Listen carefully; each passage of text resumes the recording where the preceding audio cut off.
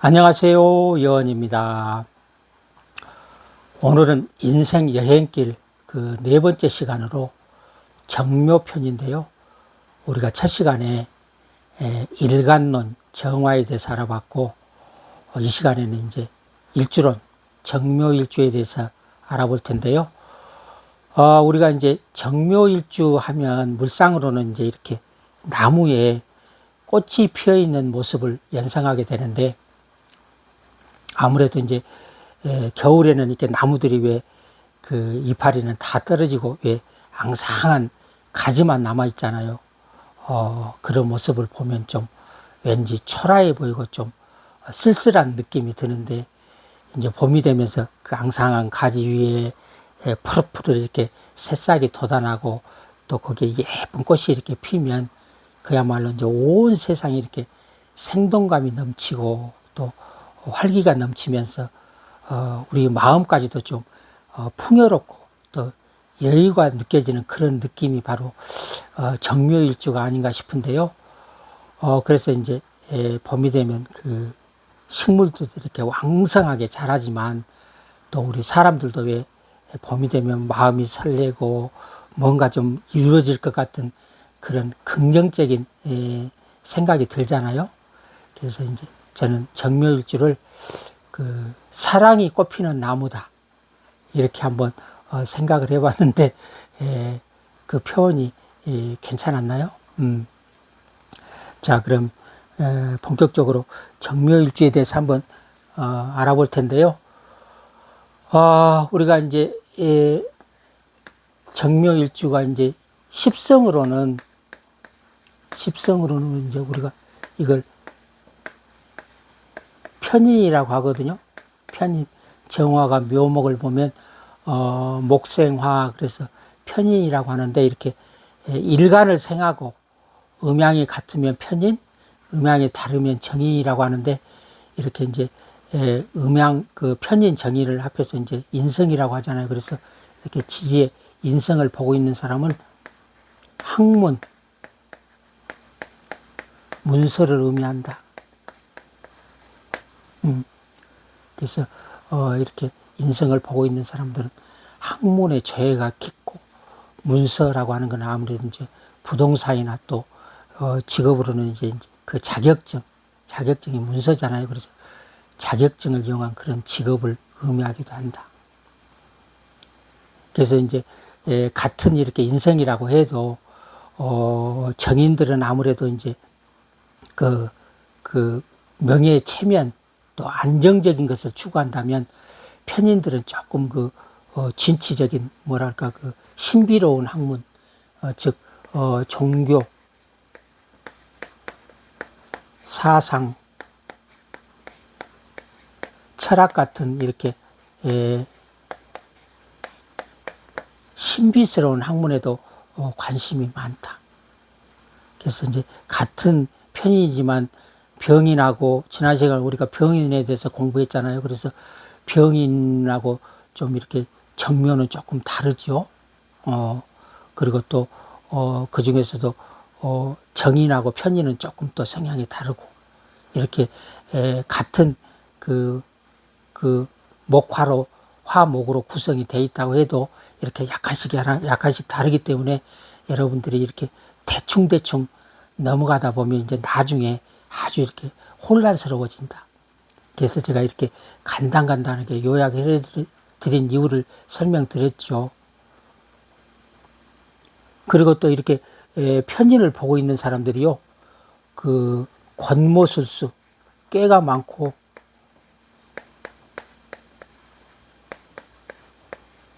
또 촉이 아주 빠릅니다. 촉. 그래서 사주 구성을 봤는데, 예를 들어서 내 와이프의 사주 구성을 보니까 편인이 있다. 그러면 여러분이 아예 와이프를 속일 생각을 하면 안 됩니다. 얼마나 눈치가 빠르고 촉이 빠른지요, 여러분은 모를 것 같아도 다 이렇게 감이 옵니다. 그래서 이렇게 내 와이프 사주에 이렇게 편인이 있는 사람들은 만약에 몰래 비자금을 이렇게 조성하려고 한다든가, 이렇게 와이프를 속이는 그런 행동을 했다가는 아주 큰 코 다친다. 뭔 말인지 아시겠죠? 또 여기다가 편인도 그렇지만 상관, 이 사주에 이렇게 상관이 있는 사람도 촉이 아주 빠르다. 그래서 이렇게 편인이나 상관이 있는 사람들은 아예 속일 생각 자체를 하면 안 됩니다. 아셨죠?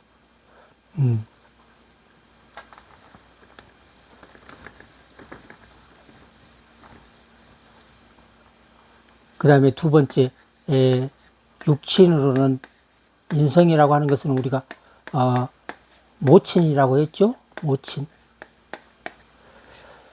그래서 이 정묘일주들은 정묘 이렇게 한번 보시면 이 그 묘 안에는 갑을이라고 하는 그야말로 인성밖에 없거든요. 그래서 특히나 이렇게 정묘일주들은 모친의 영향력이 대단하다. 그래서 이렇게 인성의 영향을 받고 있는 사람들은 우선 학문의 조예가 깊고 또 인덕이 많다고 했죠. 이렇게 생을 받고 있으면 인덕도 많다. 그리고 또 이렇게 모친의 영향이 아주 그 병인 일주는 지지에 보면은 인비식이라고 식상도 들어있고 비겁도 들어있고 인성도 들어있었잖아요. 근데 여기는 오리지널 이렇게 인성만 들어있거든요. 그래서 이렇게 인성이 강한 사람들은 모친의 영향을 많이 받은 만큼 부친하고는 좀 어떻겠어요? 부친하고는 조금 무정할 수도 있다. 여러분 왜 가정 보시면 왜 이렇게 어머니의 영향이 큰 사람들은 좀 상대적으로 아버님들은 좀 조용하시잖아요. 그와 마찬가지로 이렇게 정묘일주처럼 이렇게 모친의 성향이 아주 영향을 많이 받고 있는 사람들은 상대적으로 부친은 조금 이렇게 관계가 소원할 수도 있다. 예를 들어서 뭐 부친하고 이렇게 떨어져 살 수도 있고 또 조금 더 이게 심해지면 부친을 일찍 열릴 수도 있다. 이렇게 그냥 여러분이 이해하시면 될 것 같습니다. 일단은 정묘일주들은 모친의 영향력이 아주 대단하다. 그 다음에 세 번째, 일지는 배우자 궁이라고 했죠.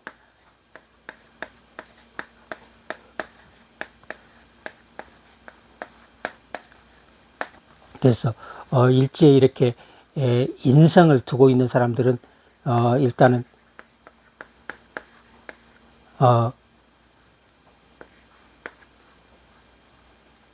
그러니까 배우자 자리에 모친이 있다고 하는 것은 일단 고부 갈등이 있을 수 있다고 했죠. 고부 갈등. 그 다음에 또 여명 같은 경우에는 이제 친정 엄마의 어머니의 그런 어떤 영향력이 강하다 보면 처가와도 갈등이 있을 수 있다. 그래서 이렇게 일지에 이렇게 인성이 자리하고 있으면 부부 관계가 조금 이렇게 무정할 수도 있다라는 것을 여러분이 꼭 명심하시고요. 일단 여러분이 이렇게 가정을 가지시면 물론 이렇게 인성이 강한 사람들은 아무래도 모친 쪽에 이렇게 많이 기울 수도 있거든요. 근데 일단 가정을 가지면 항시 중립을 지켜야 된다. 그리고 오히려 모친 쪽보다는 내 처한테 더 관심을 갖는 게 중요하다. 어쨌든 출가를 하면 이제 집안의 가장이잖아요. 그래서 가장이 어쨌든 이렇게 흔들리면 안 된다. 아시겠죠? 그래서 이렇게 인성이 강하면 부부관계는 조금 무정할 수도 있다.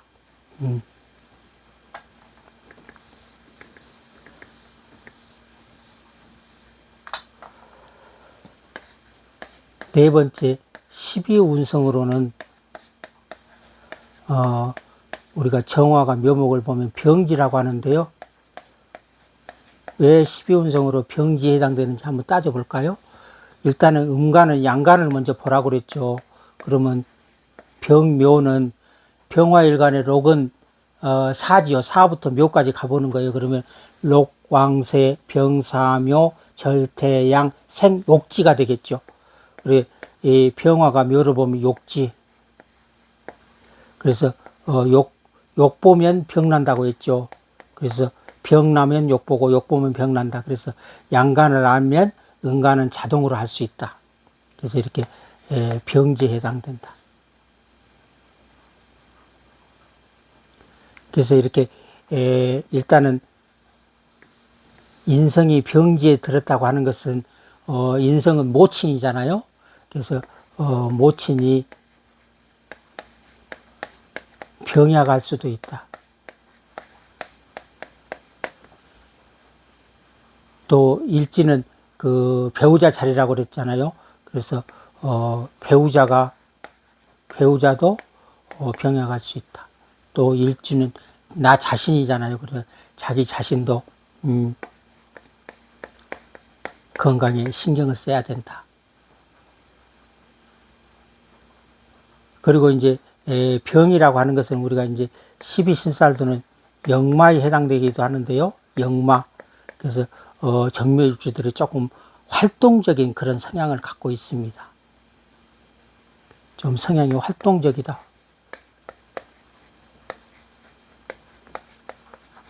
또 그리고 정묘일주들이요. 이렇게 역마 성향이 있어서 여행을 아주 좋아합니다. 여행.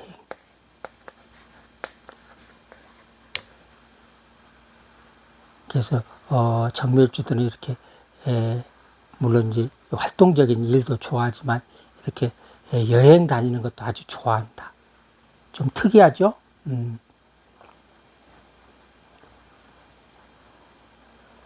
그리고 또 이제 정화가 지지로 묘목을 보면 우리가 이제 공부에 관심이 많은 3종 세트라고 하는데요.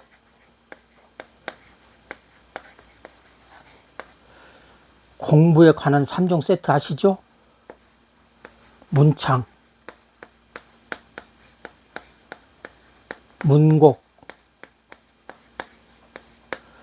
그 다음에 이제 학당. 이렇게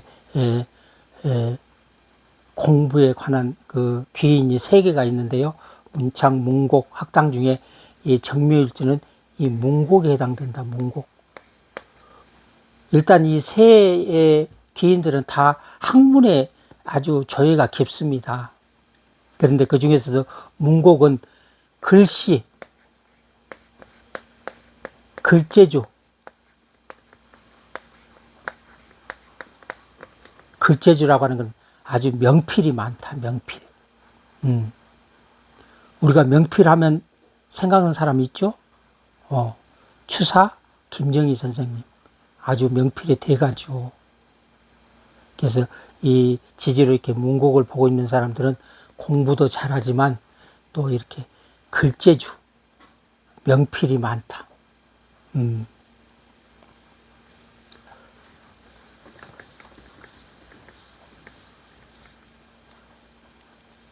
다섯 번째,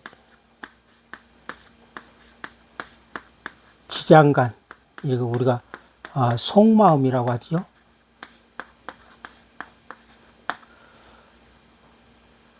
이게 정묘일주는 지장간 안에 을이라고 하는 지장간이 들어있는데요. 정화가 간목을 보면 이건 정인이죠. 그 다음에 정화가 을목을 보면 편인이죠.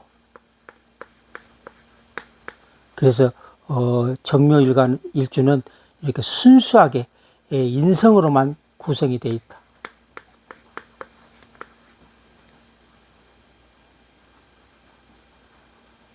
아시겠죠? 그래서 정묘일주들은 이렇게 인성으로 구성이 되어 있는데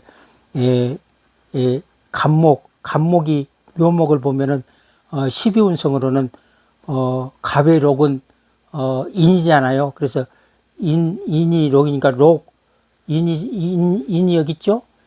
록왕. 그래서 여기 그 정의는 왕지에 해당되죠. 그 다음에 을목이 묘목을 보면은 같은 거니까 걸록에 해당되잖아요. 그래서 인성이 록왕으로 들어있다고 하는 것은, 인성이라고 하는 것은 모친이죠. 그래서 이런 사람들은 모친이 아주 훌륭하다.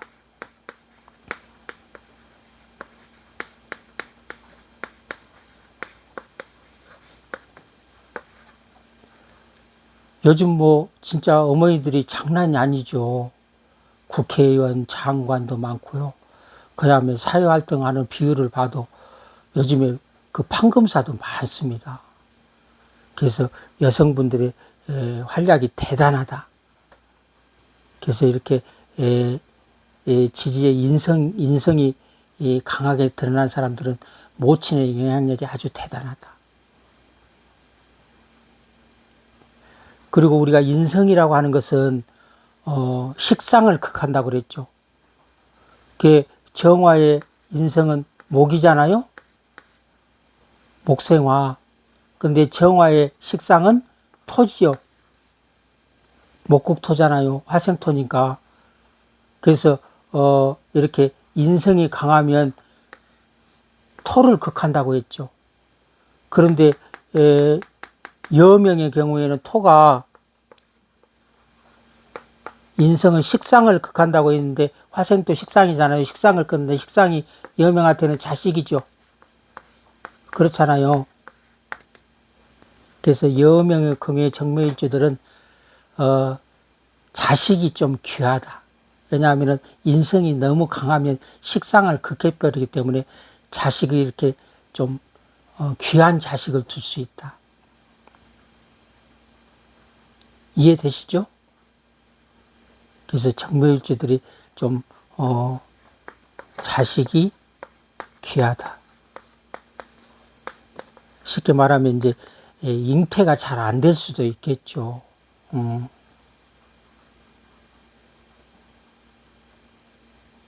뭐 어려운 거 없죠. 그래서 이렇게 오늘 이제 정묘일주에 대해서 이렇게 알아봤는데요. 이거를 우리가 이제 정리를 해보면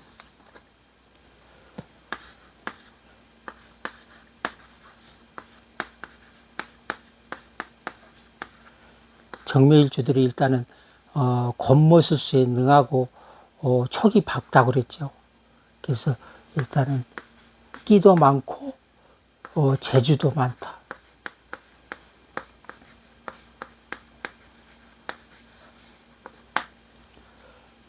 두 번째, 정묘일주들은 인성이 아주 강하잖아요. 그래서 자기 중심이 강하고 보수적이다. 정묘일주들이 은근히 보수적입니다. 그래서 정묘일주들은요, 이렇게 좀 이렇게 마음이 상하면 조금 오래 갑니다. 그 다음에 세 번째, 정묘일주들이 사랑이 꽃피는 나무라고 그랬죠. 그래서 미인한 미녀들이 많다.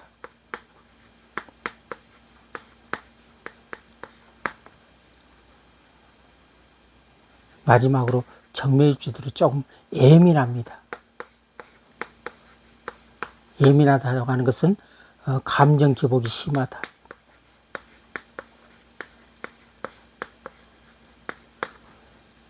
요즘에 이 감정 조절 때문에 조절을 잘못해서 화를 당하는 경우가 많습니다. 그래서 우리가 이제 우울조울이라고 하는데요.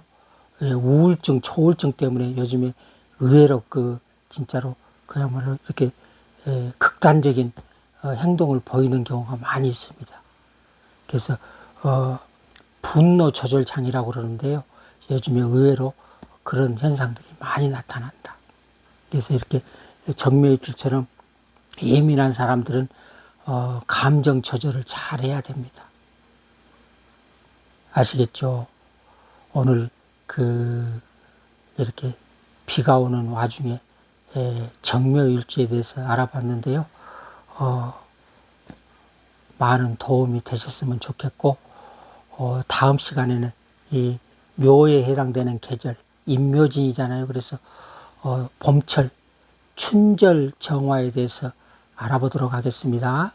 감사합니다.